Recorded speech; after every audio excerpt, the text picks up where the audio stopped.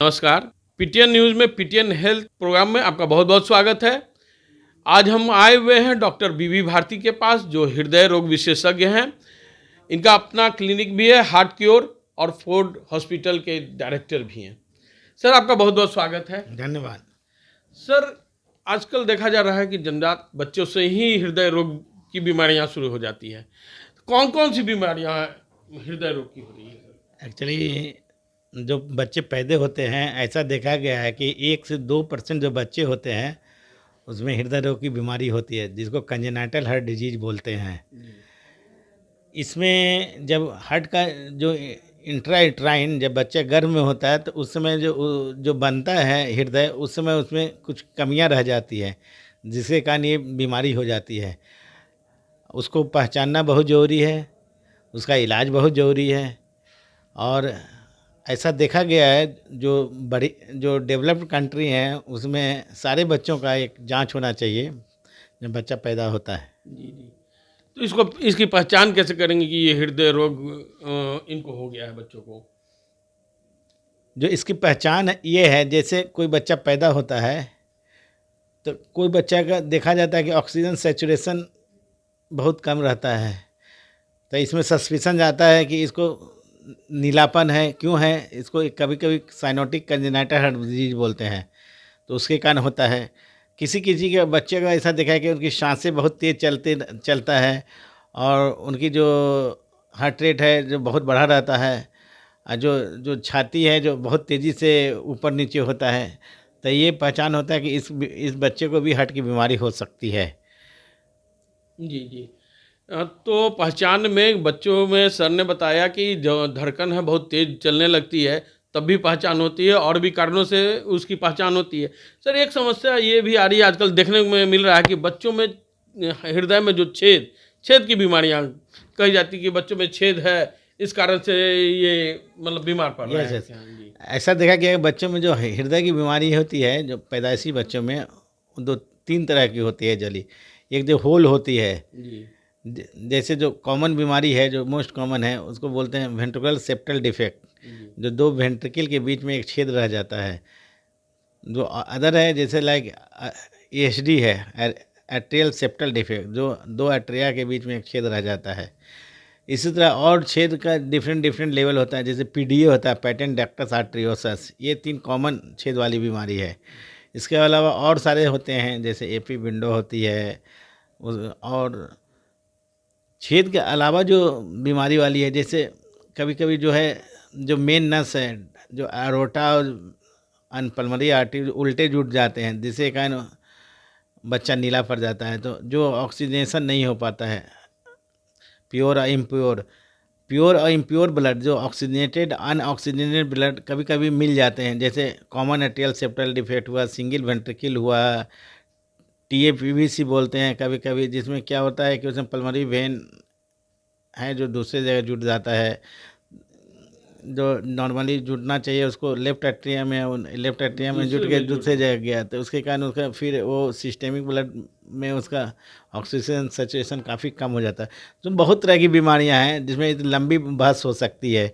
इसके अलावा कुछ भाल्व सिकुड़न वाली बीमारी है, जैसे एरोटिक स्टेनोसिस बोलते हैं, पल्मोनरी स्टेनोसिस बोलते हैं। ये सब डिफरेंट डिफरेंट टाइप की बीमारी है। ऐसा बोला जाता है कि जिसको हृदय की बीमारी हो जाए वो बच्चा बहुत ठीक नहीं हो सकता। लेकिन अभी आधुनिक युग में में काफ़ी इम्प्रूवमेंट हो गया है सर्जिकल ट्रीटमेंट में, एंड एक क्योर भी हो जाता है बच्चों को में। कुछ बीमारियां हैं बिल्कुल क्योर हो जाएगी, जैसे वीएचडी को ठीक से बंद कर दिया जाए तो बिल्कुल क्योर, एचडी को बंद कर दिया जाए, पीडीए को बंद कर दिया जाए, टीजीए है, ट्रांसफ्यूजन ऑफ ग्रेट वेसल्स है, टीएफपीवी से एकदम परमानेंट क्योर हो जाता है ऐसी बीमारियाँ। उसके बाद जो एरोटिक स्टेनोसिस है, पल्मोनरी स्टेनोसिस है, जैसे पल्मोनरी स्टेनोसिस में एक बार बैलूनिंग कर दिया जाए तो परमानेंट क्योर हो जाता है, फिर दोबारा नहीं होता है। उसे एरोटिक स्टेनोसिस में किया जाता है तो दोबारा होने की संभावना है, लेकिन पैलिएटिव होती है बहुत सारे, जैसे सिंगल चैम्बर, किसी बच्चों को 2 घंटे की बजाय एक ही वेंट्रिकल होती है, तो उसमें फिर पैलिएटिव सर्जरी करते हैं जिससे उसका नीलापन कम होता है।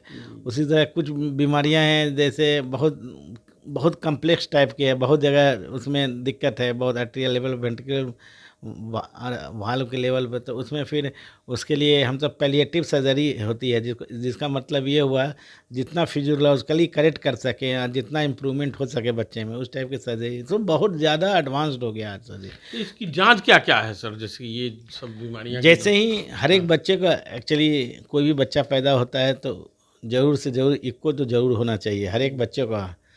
काहे कि डेवलप करने बहुत सारे जो बीमारी है बिना कुछ नहीं, शांति कुछ मरमर नहीं सुनाई पड़ती है, सब कुछ नॉर्मल लगता है, तब पता चला कि अंदर में गंभीर बीमारी है। ऐसा नहीं है कि हर एक हृदय की बीमारी हो तो उसमें कोई मरमर ही चाहे कोई आवाज़ ही आए, ऐसा कुछ नहीं। कभी कभी बहुत ही क्रिटिकल होता है बच्चा, उसका पता चला कि नस उल्टा जुटा हुआ है, ये कारण कुछ मरमर नहीं है लेकिन बहुत बच्चा बहुत सीरियस है। जी। तो इसलिए यूजुअली तो अगर अफोर्डेबल है फैमिली तो हर एक बच्चे का इक्को होना ज़रूरी है। इक्को ही एक जांच है जो 100% पता पकड़ लेती है। दूसरा जांच है ईसीजी। जी। ईसीजी से पता चलता है कि अगर एर्दमिया वाली बीमारी है, जैसे कि धड़कन बढ़ी हुई है या धड़कन कम है, कंप्लीट हार्ट ब्लॉक है या सुप्रावेंट्रिकुलर टैकीकार्डिया है, तो इस टाइप की बीमारी तो ईसीजी से ही पकड़ में आती है। तो ईसीजी इक्को बेसिक्स है, ये सारे बच्चों में होना चाहिए। तीसरा चीज़ हुआ जो चेस्ट एक्सरे। चेस्ट एक्सरे जो अवेलेबल है सारे जगह, पेरीफेरी में भी अवेलेबल है, डिस्ट्रिक्ट टाउन छोटे टाउन में, तो उससे समझ में आता है कि इसमें अगर एक्सरे में कुछ गड़बड़ी है तो हो सकता है इसको बच्चे को कुछ पैदाइशी कंजेनाइटल हार्ट डिजीज हो। तो ये सब जो टेस्ट हैं, जो बेसिक टेस्ट है, इससे पकड़ में आती है। तो इसका कुछ निवारण भी होगा सर? ये जांच तो है बच्चे में जब हार्ट में शायद बैलूनी आप बताए, जैसे कि बैलून के द्वारा छिद्र को भरा जा सकता है होल को, तो नहीं नहीं, छिद्र भरने का 2-3 है आजकल, तो 2 तरह से है। जैसे कुछ है एएचडी है, पीडीए है, वीएचडी है। पहले तो ओपन हार्ट सर्जरी की जाती थी, अब ओपन हार्ट बहुत सारे इसमें जो विदाउट ओपन हार्ट सर्जरी का डिवाइस क्लोजर बोलते हैं, उसके डिफरेंट टाइप की डिवाइस होती है जिसको हम सब नसों के द्वारा हृदय में ले जाकर उसको वहाँ पे जो सुराख है उसको बंद कर देते हैं, जिसको डिवाइस क्लोजर बोलते हैं। पहले ज़माना में ये नहीं होता था, 20 साल पहले, उस समय सारे बच्चों में ओपन हार्ट सर्जरी होते हैं। लेकिन जैसे जैसे विकास होता गया साइंस का, उसमें नई नई तकनीक आई, नए नए तरीके ईजाद हुए ट्रीटमेंट के, उसमें एक ये तरीका है। जी। दूसरा चीज़ है जैसे जैसे जो अभी वाल्व की बात करें थे, जो सिकुड़ गया है वाल्व, जैसे पल्मोनरी स्टेनोसिस है, उसका तो बैलूनिंग ही इलाज है, एकदम परमानेंट क्योर है। एरोटिक स्टेनोसिस है, जिसमें बाइकास्पिड एरोटिक वाल्व के कारण है, उसमें एस होती है, सीवियर एस है, तो उसको बैलून से फुला देते हैं। तो ये सब जो है बच्चा क्योर हो जाता है अगर उसको ये बैलूनिंग कर दिया जाए तो। बैलूनी तो सर, लेकिन बहुत सारे बच्चों हैं जिसमें बाईपास की ज़रूरत है, माने ओपन हार्ट सर्जरी की ज़रूरत होती है। जी। ओपन हार्ट सर्जरी ऐसे जहाँ पर आप डिवाइस से क्लोज नहीं कर सकते, चाहे जो करेक्शन करना है, उल्टी नस जुड़ी हुई है या जो छेद इतना बड़ा है, उसमें उसमें तो केवल ओपन हार्ट सर्जरी से बच्चे को ठीक किया जा सकता है। ये तो रिस्क ज़्यादा होता होगा सर इसमें? देखिए नहीं, इसमें भी बहुत अभी एडवांस हो। अब तो पहले कहा जाता है कि ये सर्जरी करेंगे तो इसमें 10% 20% है, अब तो जैसे जैसे विकास होता गया, स्किल डेवलप होता गया, बहुत सारे सेंटर में मतलब लर्निंग कर्व से ऊपर चले गए लोग, तब तो बहुत कम मोर्टिलिटी है, 2% 3% मोर्टिलिटी है मैक्सिमम। लेकिन कुछ कुछ जो बीमारियां हैं जिसमें मोर्टिलिटी बहुत हाई है, उसमें पहले डॉक्टर बताएगा कि इसमें इतनी मोर्टिलिटी है, लेकिन यूजुअली जो मोर्टिलिटी है लेस देन 5% है मोस्ट ऑफ द केसेस में। जी, तो देखा आपने, सर ने बताया, डॉक्टर साहब ने बताया कि हृदय रोग बच्चे में अगर हो जाते हैं तो घबराने की ज़रूरत नहीं है, उन सबों की इलाज है। अच्छा, जैसे कुछ कुछ तो ऐसा है कि कुछ कुछ छेद तो नेचुरल प्रोसेस से या दवा से भी मतलब बंद हो जाती है। जी। जैसे छोटा सा वीएचडी है, छोटा सा एचडी है, छोटा सा पीडीए है, तो यूजुअली ऐसा देखा गया है नेचुरल कोर्स में ये बंद हो जाती है। जी जी जी। तो उम्मीद मतलब होता है कि जीने की उम्मीद बढ़ जाती है ये बीमारी मतलब होने के बाद भी। हाँ, सबसे लोग घबराने लगते हैं कि हार्ट की बीमारी हो गई तो अब बच्चा हमारा मतलब का जीवन नहीं नहीं नहीं, बहुत इम्पोर्टेंट क्वेश्चन आपने पूछा है कि ये पहले तो डिप्रेशन तो दूर होना चाहिए, पेरेंट्स को सही सलाह लेनी चाहिए, और सही जगह सही टाइमिंग भी बहुत ज़रूरी है। अगर लेट से पता चला, उस समय ऐसा हो कि मोर्टिलिटी बहुत हाई वाले सिचुएशन पर पहुंच गया, या मरीज को पल्मोनरी आर्टेरियल हाइपरटेंशन डेवलप किया, तो ये सब जो स्टेजेज आती हैं इसमें फिर इनक्यूरेबल हो जाता है, उस समय सर्जरी नहीं कर पाते हैं एंड तो इस कंडीशन में बच्चे की जो उम्र बहुत कम हो जाती है। तो सबसे पहली ज़रूरी बात है डॉक्टर की सही डायग्नोसिस होना, सही टाइमिंग में सर्जरी होना, सही जगह रेफ़र होना, ये सारी बातें हैं। तो सर ने बताया कि सही सर्जरी होना, सही जगह रेफर होना अगर होता है तो बच्चे की जान बच सकती है और लाइफ उसका बढ़ सकता है। बिल्कुल बिल्कुल बिल्कुल नॉर्मल हो जाता है जी जी। बहुत सारी बीमारियाँ।